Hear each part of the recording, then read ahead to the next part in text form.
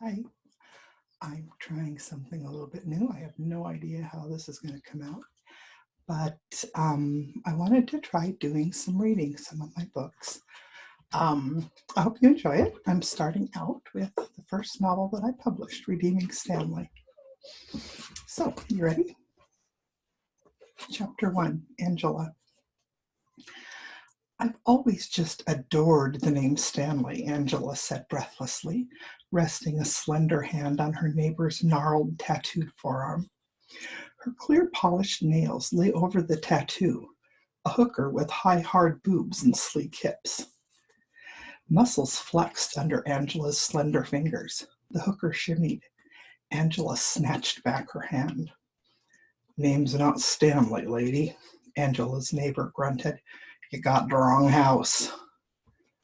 Stanley Prince, isn't that your name? Angela knew it was. His publisher's clearinghouse sweepstakes envelope said so. The neighbor lady, a scrawny old hen tarted up like a $3 whore, had forced Angela into robbing Stanley's mailbox by the simple expedient of keeping her mouth shut. The old cow had been teetering around her yard on molting, feather-trimmed aqua mules, trailing smoke and muttering to herself. Garish red lipstick stained her long cigarette holder and bled into tiny creases around her lips. Her draped purple and scarlet neckline exposed more flat, crepey folds than Angela found strictly necessary. One look at the old woman's carroty, frizz-dried hair, and Angela instantly diagnosed a $5 dye job gone horribly wrong. Angela was sweet. It was what she did. You look, she groped for a true kind word. You look festive. Sometimes being both kind and truthful was a struggle. The old woman struck a hip-shot pose that might have looked sexy 50 years ago and pulled a pack of Camels out of some mysterious holding facility in her plunging neckline. She shook out a cigarette, stuck it in her holder, lit it, inhaled, and held her breath. Angela resolutely did not think about what the secondhand smoke was doing to her lungs in dry-clean-only dress. Yeah, honey, the woman rasped. I look damn festive. What do you want?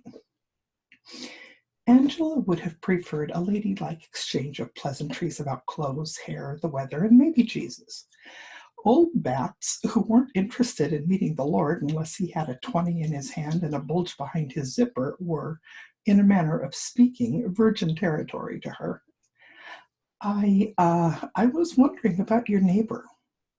Yeah, right, the woman snorted. What do you want?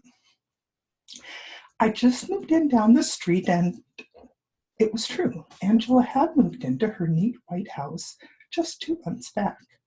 The day after she moved in, she had unpacked her last box.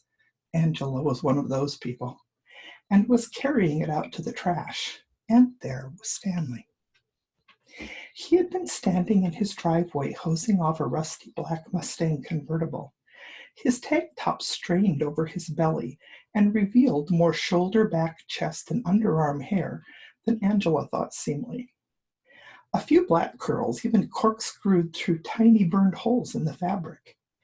Angela had tucked the box neatly into her pristine garbage can, scurried back into her house, and rushed to the window, where she slitted the blinds and peered through disapprovingly. Stanley dropped the hose on the lawn, turned off the water, and half-heartedly threw a moldy tennis ball for a fat little black and white dog that flatly refused to fetch. Later, when she spotted him in the grocery store, tossing frozen dinners into a cart already loaded with beer, deviled ham, deviled eggs, and blazing hot Cheetos, she disapproved again. She saw him mowing his lawn, again in the tight, nearly transparent tank top, and disapproved a third time. He needs a good woman to take care of him, she thought. That night, she had what she came to refer to as her vision. When she woke up, she was astounded to realize that all evidence to the contrary, she was that woman. He was old and ugly. She was young and beautiful. He'd be humbly grateful that someone like her would reach out to someone like him. She could save him, just like those girls in her Love That Sanctifies books saved those handsome gang members from what her minister called 3D lives of drink, drugs, and debauchery. She felt a warm glow when she got to that part. She'd have him wrapped around her little finger in no time. She just needed to know his name. Angela knew that the Lord had sent the vision for a reason, and that she ignored his leading at her peril. She had tried the old woman first. In Angela's world, old ladies were pleased and grateful to have beautiful young women ask them for information. It was a given. She had dressed in her sweetest little sundress, combed her hair carefully, and tripped up the street in her neat white sandals, only to have the old woman rudely rebuff her advances. Not only did the old tart refuse to clarify the neighbor man's financial, marital, and professional status, but she also refused point blank to share his name. In fact, she had intimated that it was none of Angela's business. But mankind is our business, Angela had gently replied. The old woman just snorted and sashayed into her house. And Angela had slunk home. Once there, she held a short season of prayer and, as always, received a quick, clear answer direct from the mercy seat. It was certainly unexpected, but then Angela had found that the Lord's leading often was. Between the old whore and the Lord, Angela had been left with no legal alternatives. That night, a full moon saw Angela sneak out of her house, scuttle up the street, and embark on a life of crime by tampering with the U.S. mail. Surely the old bat would confirm the name, Angela thought the next day. What she really wanted was an introduction. Like it or not, the old woman must be cultivated, at least until she had performed that vital, simple little task.